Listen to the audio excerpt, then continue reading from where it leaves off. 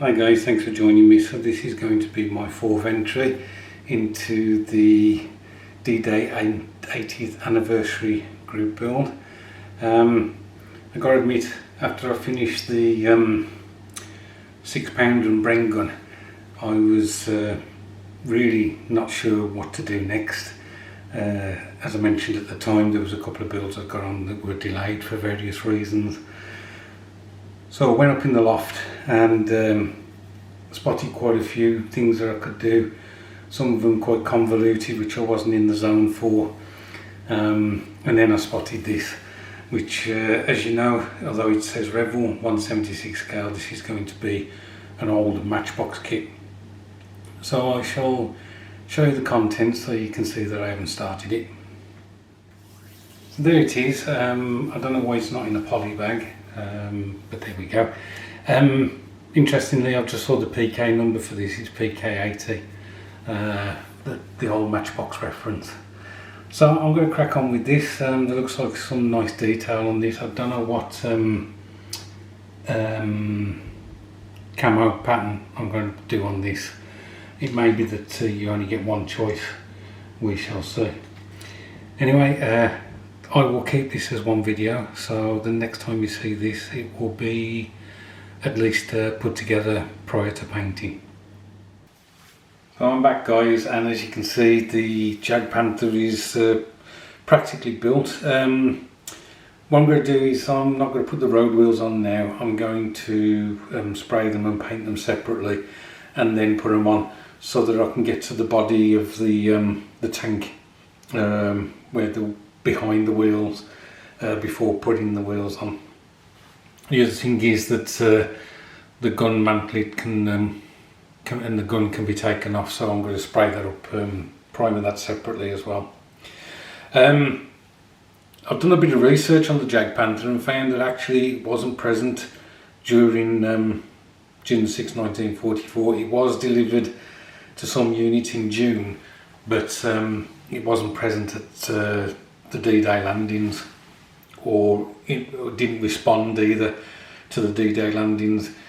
It wasn't until the end, or towards the end for the Battle of Normandy, that it actually turned up.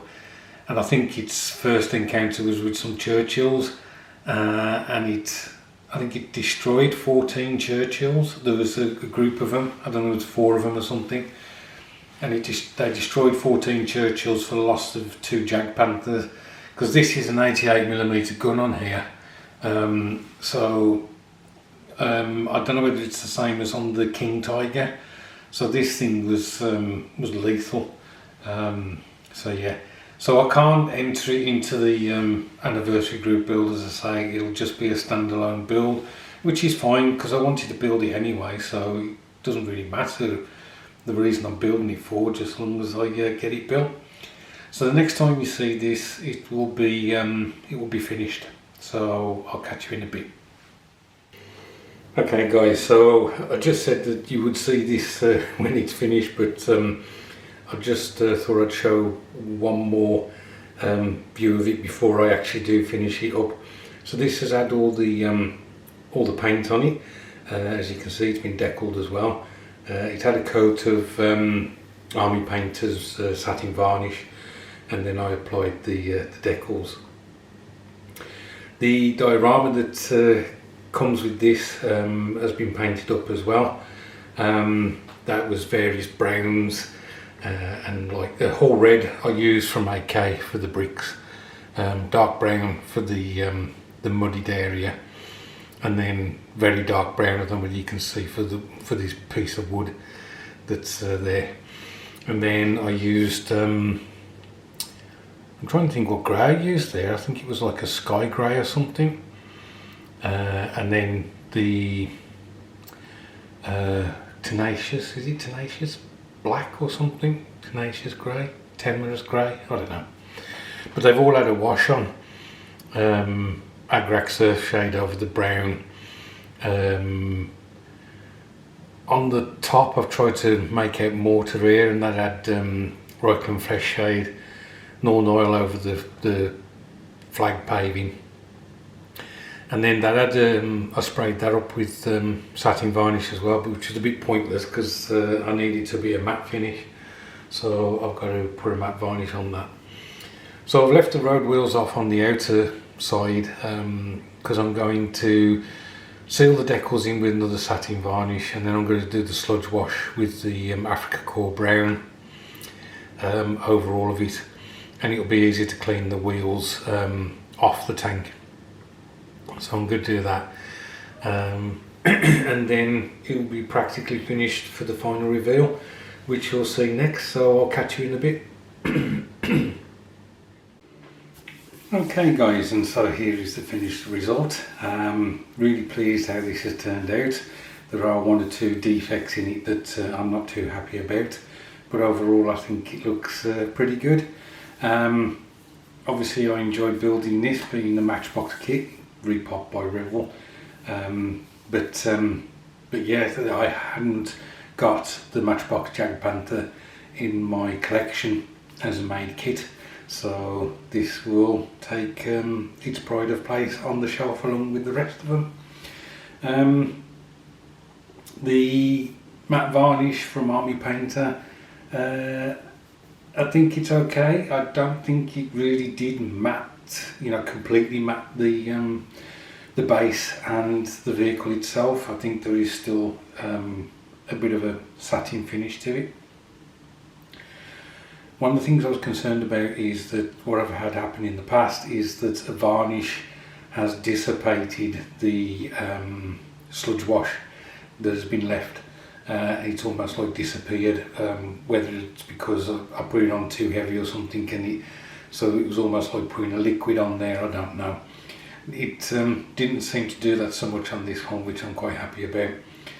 I think perhaps I should have looked at the vehicle in a bit more detail to see where the sludge wash was being retained and tried to remove it from those points.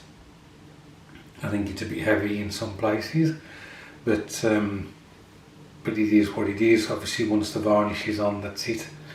The rubber band tracks, I don't mind them. What I don't like about them is that quite often once you've painted them and then you have to manipulate them onto the vehicle, you start fracturing the paintwork because the rubber stretches and things like that.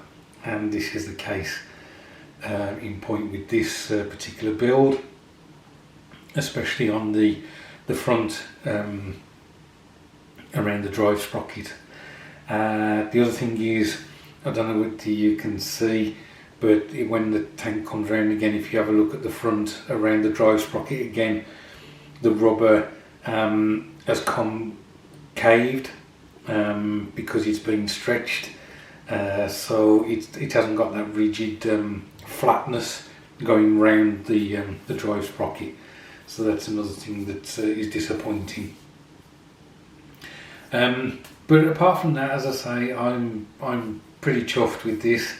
Spent a bit more time on it, which is one of the great things about our hobby. If you just want to slap something together, slap some paint on, put the decals on, that's it, fine. If that's what you're happy with doing, then do it. If you want to take a bit more time doing washes and things, great. It all depends on how you feel and what you want to do at the time, and that's something I'm hoping I'm learning, and not beating myself up every time that I'm not going to the nth degree with every build. Just sitting down and having some fun, which is what the hobby's all about. Anyway, I'm wittering a bit now, guys. Thanks ever so much for watching. I do appreciate it. I did something different on this build, and I've just noticed it before I could show you something. It's spun round, so I'll have to wait for it to come back round. But I suddenly had an idea of making a reference to the Matchbox PK number on these builds. What I'll try and do is do it on future builds. If you just look here, I don't know whether it will pick it up on the camera. I cut off the PK number from the sprue, and I've just stuck it on the wall there, and I've just gone round the letters and numbers with the brush just to highlight them, so I know that this one's a PK80, I think it is, and I will do that with the other builds that I do from Matchbox. Anyway, as I say, thanks ever so much for watching, and I'll catch up with you soon.